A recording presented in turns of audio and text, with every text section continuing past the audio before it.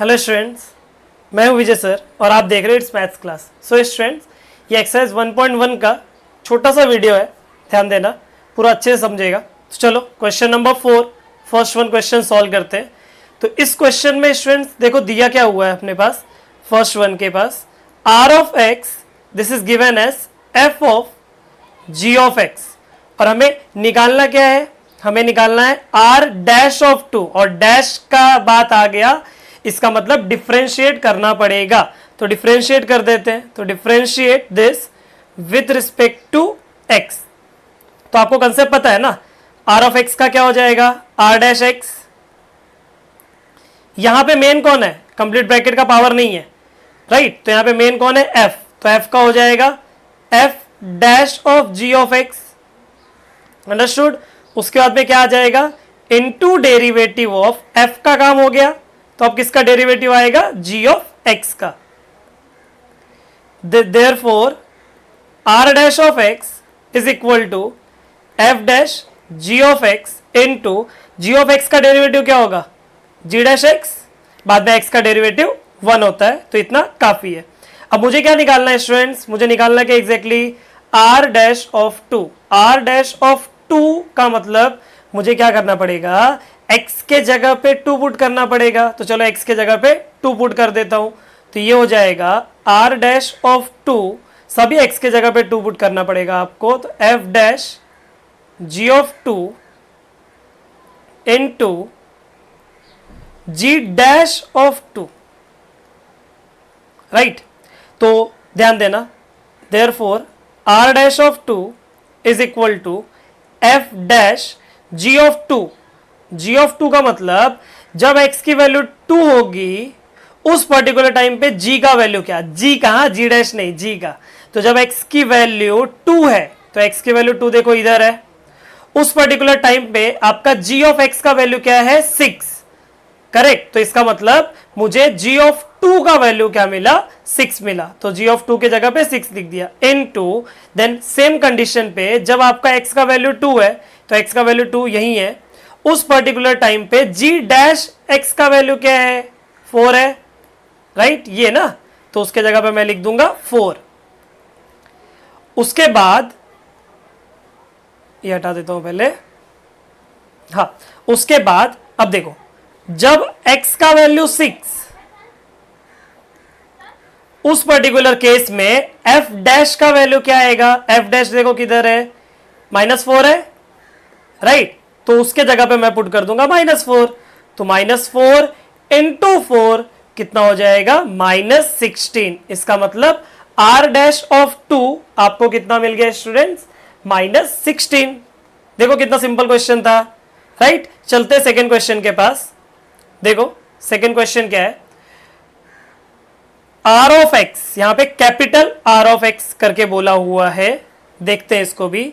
तो capital R of x this is equal to g of in bracket 3 plus f of x, same concept. हा, इसको differentiate कर दो with respect to x, r का हो जाएगा आपका r डैश x, यहां पे g का हो जाएगा g dash of bracket, g का काम हो गया, इनटू डेरिवेटिव ऑफ क्या आ जाएगा, ब्रैकेट आ जाएगा, that is 3 plus f of x। After this r dash of x is equal to g dash of 3 plus f of x into 3 का डेरिवेटिव कितना होता है, 0, प्लस f ऑफ x का डेरिवेटिव कितना हो जाएगा, f dash of x, understood. अभी put करना है, क्या पुट करना है, निकालना क्या है अपने को, r डैश ऑफ 4 निकालना है ना। तो इसका मतलब x के जगह पे क्या पुट करना पड़ेगा, 4 पुट करना पड़ेगा, तो r डैश ऑफ 4 आ जाएगा आपका g dash of 3 plus f of 4, क्योंकि x के जगह पे 4 पुट किया हमने, इनटू f डैश ऑफ 4। अभी क्या करेंगे देखते हैं, देखो ये 4 है ना, यहां पे 4, यहां पे 4, f ऑफ 4, f ऑफ 4 का मतलब क्या होता है, जब x की वैल्यू 4 उस टाइम पे f ऑफ x की वैल्यू क्या है, तो जब x की वैल्यू 4, x की वैल्यू 4 देखो इधर है, उस टाइम पे f ऑफ x का वैल्यू देखो 3 है, करेक्ट। तो ये हो जाएगा बच्चों g डैश ऑफ 3 प्लस कितना, 3, राइट। आगे देखते हैं, तो ये हो गया आपका r dash of 4 into f dash of 4। तो देखो जब x का वैल्यू 4 है उस पर्टिकुलर टाइम पे f डैश का वैल्यू कितना है 5, करेक्ट। तो ये हो जाएगा आपका 5। देन ये है g डैश ऑफ 6, 3 + 3 6 होता है, इनटू बाहर कौन है 5 है।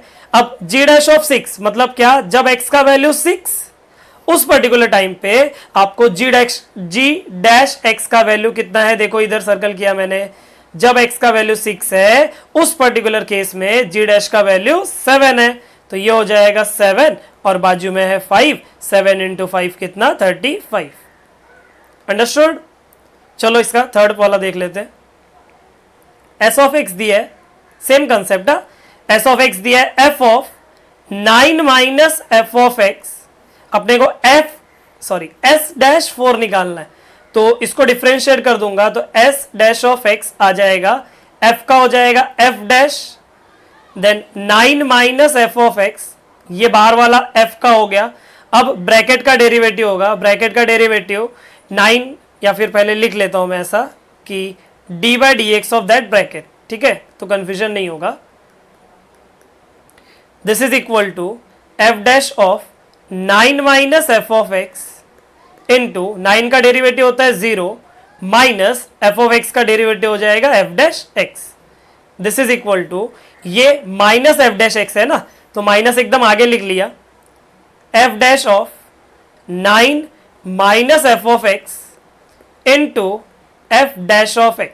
अब एग्जैक्टली आपको करना क्या है, x की वैल्यू पुट करनी है 4, देयरफॉर s डैश ऑफ 4 क्या आ जाएगा, minus f dash 9 minus f of 4 into f dash of 4, correct. अब ढूंढो बच्चों f ऑफ 4, जब x की वैल्यू 4 उस टाइम पे f ऑफ x की वैल्यू कितनी है 3 है, तो हो जाएगा minus f dash 9 minus 3 into f dash 4 मतलब जब x की वैल्यू 4 है उस पर्टिकुलर टाइम पे f डैश का वैल्यू देखो कितना है 5, तो ये हो जाएगा 5। This is equal to minus f dash 9 minus 3 कितना होता है 6 होता है, तो 6 × 5, 6, जब x की वैल्यू 6 है उस पर्टिकुलर टाइम पे f डैश की वैल्यू देखो कितनी है -4, तो यहां पे मैं पुट कर दूंगा -4, तो -4 × 5 कितना हो गया -20। देखो ये भी सिंपल था। चलो फोर्थ का लास्ट वाला देख लेते हैं, मतलब फोर्थ वाला देख लेते हैं। तो capital S of x is equal to g of x, ठीक है।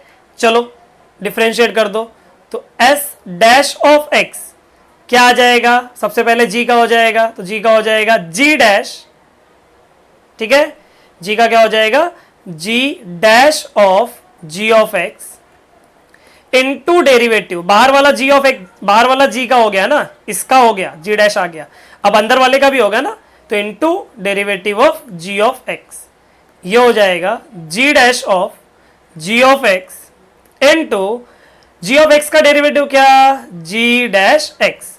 अब निकालना क्या है आपको, निकालना क्या है s डैश ऑफ 6, चलो पुट कर दो x के जगह पे 6, तो s डैश ऑफ 6 हो जाएगा g dash of g of 6 into g dash of 6। This is equal to g dash of g of 6, ढूंढो जब x की वैल्यू 6 उस पर्टिकुलर टाइम पे g ऑफ x की वैल्यू देखो कितनी है 2 है, तो वहां पे मैं इधर लिख दूंगा 2 इनटू g डैश ऑफ 6, मतलब जब x की वैल्यू 6 है उस पर्टिकुलर टाइम पे g डैश की वैल्यू क्या है 7, तो इधर आ जाएगा 7, ठीक है। g डैश ऑफ 2, तो मतलब 2 जब x की वैल्यू 2 है उस पर्टिकुलर टाइम पे g डैश का वैल्यू देखो कितना है 4, राइट, तो यहां आ जाएगा 4 × 7, और 4 × 7 क्या होता है 28। अंडरस्टूड, ये हो गया अपना आंसर। क्वेश्चन नंबर 4 कंप्लीटली हो गया। क्वेश्चन दिखने में देखो ना कितना खतरनाक दिख रहा था, लेकिन था कितना एकदम सिंपल, करेक्ट। चलो क्वेश्चन नंबर 5 सॉल्व कर लेते हैं। इसी तरीके से मेरा हर वीडियो रहता है स्टूडेंट, तो प्लेलिस्ट आप विजिट कर सकते हो, आपको मैक्सिमम चैप्टर्स के वीडियोस मिल जाएंगे, आप वहां से देख सकते हो। चलो क्वेश्चन नंबर 5, क्वेश्चन क्या है, assume that f dash of 3 is equal to -1 then g dash of 2 is equal to 5, g of 2 is equal to 3, जहां पे y दिया है f of g of x, अपने को dy बाय dx निकालना है at x is equal to 2। मतलब ये जो पिछला टेबल बना के दिया था ना, यहाँ पे टेबल ना देके एक सिंगल क्वेश्चन दिया, बाकी कोई डिफरेंस नहीं है। ठीक है, चाहिए रहेगा तो आप वीडियो पॉज करके आप खुद से सॉल्व कर सकते हो अगर आपको क्वेश्चन नंबर 4 पूरा समझा है तो, और मेरी गारंटी है कि वो समझा रहेगा। ठीक है, चलो y is equal to f of g of x, इसको हम लोग डिफ्रेंशिएट कर देते हैं विथ रिस्पेक्ट टू x, तो y का हो जाएगा आपका dy बाय dx, f का हो जाएगा f डैश, ये f का हो गया इनटू डेरिवेटिव ऑफ क्या आ जाएगा g of x, this is equal to f dash of g of x into g of x का डेरिवेटिव क्या g डैश x। अब निकालना क्या था हमें निकालना है dy by dx at x is equal to 2। ठीक है, तो क्या करना है, कुछ नहीं, x के जगह पे 2 पुट कर दो, हो जाएगा काम। तो ये हो जाएगा f dash of g of 2 into g dash of 2, correct. अब चलो g ऑफ 2 ढूंढो, ये हो जाएगा f dash g of 2, g of 2, g of 2 देखो इधर है, कितना है उसका वैल्यू 3 है, इनटू g डैश ऑफ 2 देखो किधर है, इधर है, कितना वैल्यू उसका 5, right. This is equal to f dash 3, f dash 3 देखो इधर है, f डैश 3 कितना है उसका वैल्यू -1 इनटू 5, -1 इंटू 5 कितना होता है -5, हो गया एकदम आंसर। समझा कितना सिंपल था। चलो अगला क्वेश्चन भी सिंपल है, वो भी देख लेते हैं। ये हो गया हमारा क्वेश्चन नंबर 6, जहां पे h ऑफ x की वैल्यू दी हुई है, वो लिख लेता हूं। तो h ऑफ x दिया हुआ है आपको square root of 4 times of f of x plus 3 times of g of x। ठीक है, और अलग से कुछ वैल्यूज दी हुई हैं, जब उसका काम आएगा तब देख लेंगे। h डैश 1 निकालना है, तो सबसे पहले मुझे क्या करना पड़ेगा, h डैश x निकालना पड़ेगा। तो इसको मैं डिफ्रेंशिएट कर देता हूं विथ रिस्पेक्ट टू x, तो मेरा इधर आ जाएगा h डैश x, ये हो जाएगा मेन कौन है इधर, रूट मेन है, तो रूट का डेरिवेटिव 1/2 रूट होता है, तो ये हो जाएगा 1/2 root of same term 4 times of f of x plus 3 times of g of x into root का काम हो गया। अब जिसका रूट था उसका derivative, that means d by dx of 4 f of x plus 3 g of x. This is equal to 1/2 square root of 4 f of x plus 3 g of x into, यहाँ पे डेरिवेटिव ये जो d by dx है उसको अंदर apply कर देंगे, तो ये हो जाएगा 4 into f of x, f of x का क्या आ जाएगा f dash x, then plus 3 constant है, 4 कांस्टेंट था बाहर आया था ये लोग, g ऑफ x का क्या हो जाएगा g डैश ऑफ x। अब करना क्या एग्जैक्टली आपको h डैश 1 निकालना है, तो x के जगह पे आप 1 पुट कर दो, तो h dash of 1 this is equal to 1/2 square root of 4 times of f of 1 plus 3 times of g of 1 into 4 into f dash of 1 plus 3 into g dash of 1। मतलब exactly क्या किया मैंने, x के जगह पे 1 put कर दिया, correct. चलो देख लेते हैं इसके आगे, this is equal to 1/2 into root of, देखो हाँ f ऑफ 1 और g ऑफ 1, इसकी वैल्यू देखो f ऑफ 1 और g ऑफ 1 कितना है 4 और 3, तो हो जाएगा 4 into 4 plus 3 into 3 into 4 into f dash 1 क्या है, f डैश 1 3 है, तो उसका वैल्यू मैंने 3 लिख देना है, then plus 3 into g dash of 1 देखो कितना है 4 है, तो उसके जगह पे मुझे 4 लिख देना है। ठीक है, तो ये हो जाएगा, ध्यान देना 1/2 इंटू ये कितना 4 इंटू 4 16, 3 इंटू 3 9, 16 प्लस 9 25, 25 का स्क्वायर रूट होता है 5 इंटू 4 इंटू 3 12, 3 इंटू 4 12, 12 प्लस 12 हो जाएगा 24। ठीक है, तो फाइनल आंसर कितना 24/10, राइट, जिसको आप 2 से कट कर सकते हो 12/5 लिखने के लिए। अंडरस्टूड, सिंपल है एकदम। चलो अपने लास्ट क्वेश्चन पे, that is question number 7। Question क्या है, ध्यान देना। Find the x coordinates of all the points on the curve. जहां पे कर्व का इक्वेशन दिया है y is equal to sine 2x minus 2 sine x, जहां पे x की कंडीशंस, डोमेन दिया हुआ x का 0 से लेके 2 पाई, जहां पे 0 को इंक्लूड कर रहा है और 2 पाई को एक्सक्लूड कर रहा है। और ये भी बोला है कि dy बाई डी एक्स का वैल्यू जब 0 होगा उस पर्टिकुलर टाइम पे x कोऑर्डिनेट क्या आएगा वो निकालो। ठीक है, देखते हैं, पहले dy बाई डी एक्स तो निकालते हैं, बाद में सोचते हैं। तो y is equal to sine 2x minus 2 sine x। ठीक है, चलो डेरिवेटिव कर लेते हैं इसका।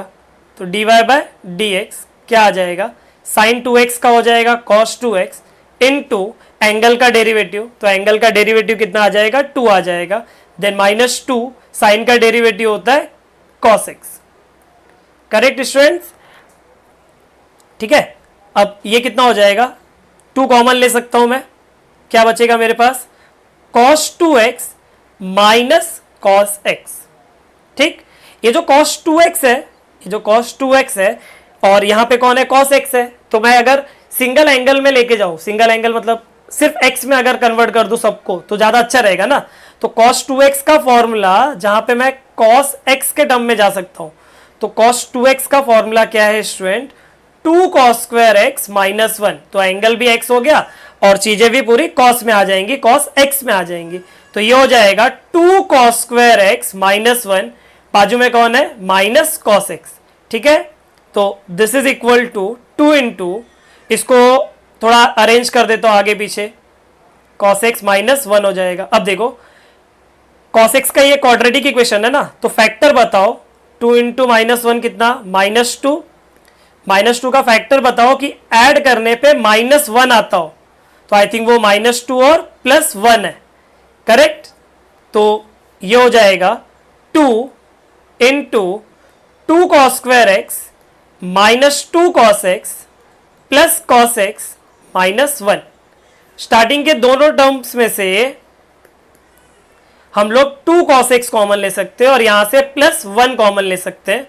तो ये हो जाएगा 2 इंटू 2 cos x कॉमन ले लिया, क्या बचा cos x minus 1, then plus 1 common ले लिया, क्या बचा cos x माइनस 1।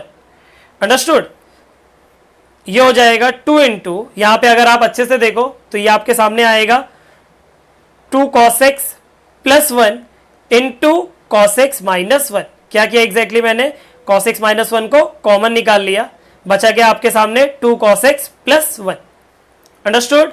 अब क्वेश्चन में दिया क्या है अपने को, क्वेश्चन में dy बाई डी एक्स क्या दिया है, देखो dy बाई डी एक्स 0 दिया है ना, तो given dy by D x is 0। तो dy बाई डी एक्स अपना ये आया, तो इसको 0 से इक्वेट कर देता हूं, तो therefore 2 times of 2 cos x plus 1 into cos x minus 1, this is equal to 0। ठीक है, अब ये 2 को भगा देता हूं मैं 0 के अपॉन में, तो 0 अपॉन एनीथिंग क्या होता है 0 होता है, तो वो चला जाएगा 0 के अपॉन में, 0 हो गया।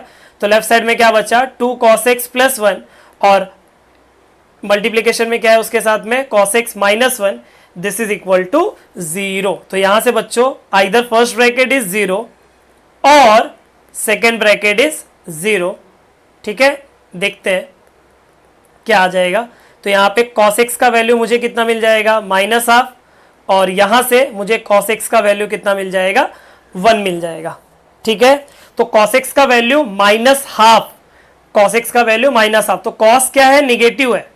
ठीक है, cos क्या है देखो निगेटिव है, तो cos निगेटिव कहां कहां रहता है, कहां कहां रहता है, ये थोड़ा ट्रिक बता रहा हूं, सेकेंड और थर्ड में।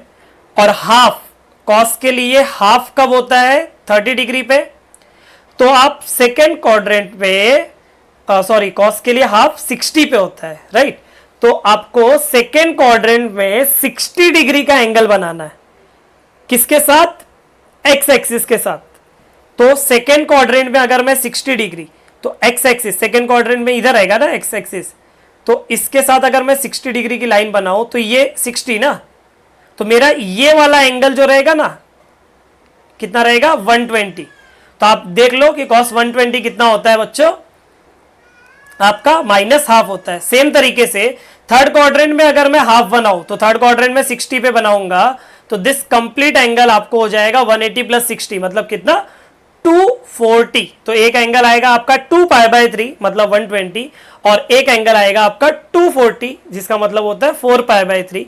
और cos x का वैल्यू 1 कब होता है? cos x का वैल्यू 1 एक 0 पे होता है और बाद में आपका 360 पे होता है, लेकिन 360 को इंक्लूड नहीं करना है। तो cos x = 1 जो है वो सिर्फ क्या देगा आपको?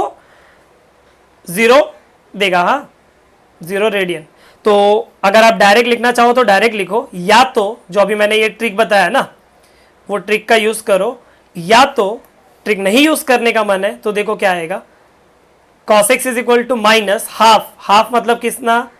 cos π/3, और यहाँ पे cos x का वैल्यू कितना? cos 0। Therefore cos x = -cos π/3। इसको सेकेंड और थर्ड क्वाड्रेंट में लेके जाना है। सेकेंड क्वाड्रेंट में ले जाने के लिए आपको पाई - थीटा यूज करना पड़ता है, और थर्ड क्वाड्रेंट में ले जाने के लिए आपको cos ये पाई + थीटा का यूज करना पड़ेगा, ठीक है। और जब भी आप क्वाड्रेंट में शिफ्ट करोगे सेकेंड या थर्ड में, तो ये माइनस हटा के प्लस कर देना, तो हो जाएगा आपका cos पाई -π/3 जो सेकेंड क्वाड्रेंट को संभाल रहा है, and that is equal to cos pi + π/3। ये ट्रिग्नोमेट्री फंक्शन में भी पढ़े हो आप, ठीक है। और राइट साइड में क्या है? cos x = cos 0। तो अगर मैं कंपेयर करूंगा तो यहां पे x की वैल्यू क्या मिलेगी? π/3, या तो x की वैल्यू क्या मिली आपको? 2π/3, या तो x की वैल्यू क्या मिलेगी आपको? 4π/3, या तो x की वैल्यू आपको क्या मिलेगी? 0। क्यों? क्योंकि अपना x की जो वैल्यूज दी हुई है वो देखो इसके बीच में, ठीक है स्टूडेंट। तो यहां पे मैं क्या बोल सकता हूं?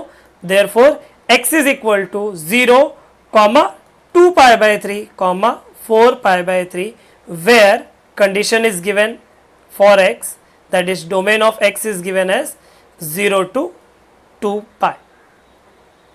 अंडरस्टूड? तो एकदम इजी था ना बच्चों, छोटा वीडियो था, चारों क्वेश्चंस आपको क्लियर हो गए। तो नेक्स्ट वीडियो में हम लोग स्टूडेंट्स नेक्स्ट एक्सरसाइज सॉल्व करेंगे, कुछ कंसेप्ट्स देखेंगे और एक्सरसाइज सॉल्व करेंगे। तो होप आपको ये वीडियो पसंद आया रहेगा। वीडियो पसंद आया तो बच्चों कमेंट में आप फीडबैक दे सकते हो और वीडियो को लाइक कर सकते हो। चैनल सब्सक्राइब किए हो तो थैंक यू, और चैनल सब्सक्राइब नहीं किए हो तो स्टूडेंट चैनल सब्सक्राइब कर लो, ताकि इसी तरीके का वीडियो आपको मिलता रहे।